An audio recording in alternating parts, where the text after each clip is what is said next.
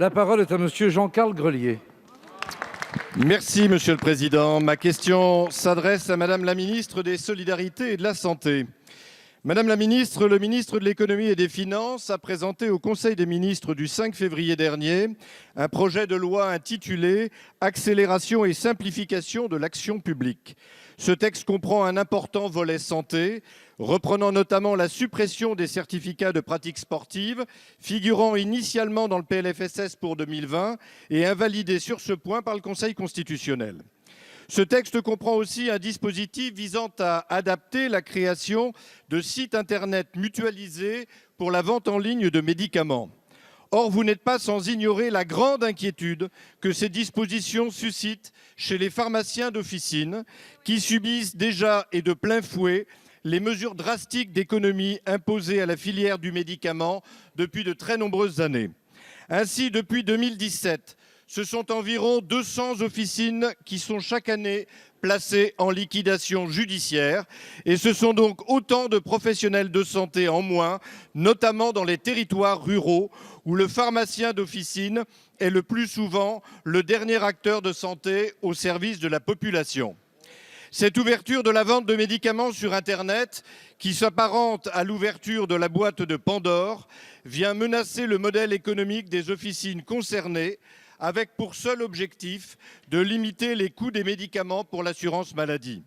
En 2020, c'est encore près d'1 milliard d'euros d'économie qui a été demandé à l'ensemble des acteurs du médicament, dont les pharmaciens d'officine. Jusqu'où le gouvernement entend-il aller dans l'élimination progressive de ces acteurs de santé de proximité? Pouvez-vous, Madame la Ministre, indiquer à la représentation nationale pourquoi ce n'est pas votre ministère qui porte ce projet? Car au moment où l'ensemble de notre système de santé est en crise, c'est un très mauvais signal envoyé à l'ensemble du monde de la santé que ce nouveau texte soit porté par Bercy. Merci, monsieur le député. La parole est à madame Agnès Buzyn, ministre des Solidarités et de la Santé. Merci, Monsieur le Président. Monsieur le député Jean-Carl Grelier, merci de cette question qui me permet de clarifier les interrogations qui circulent aujourd'hui.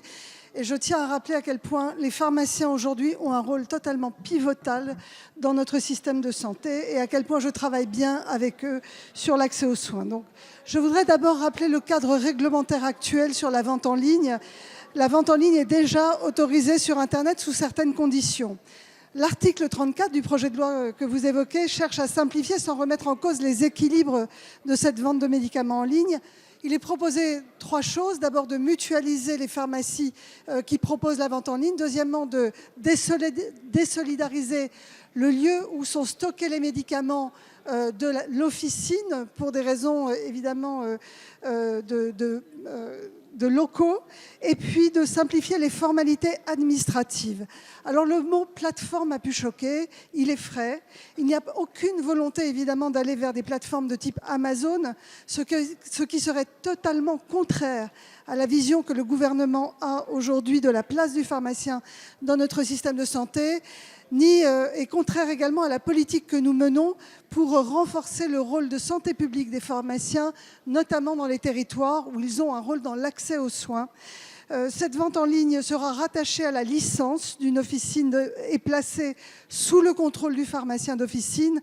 Nous serons vigilants à ce que les mesures de simplification ne contribuent pas à fragiliser les pharmacies rurales, notamment, dont la présence est indispensable dans les territoires. Et s'il faut améliorer ou clarifier les dispositions législatives figurant dans le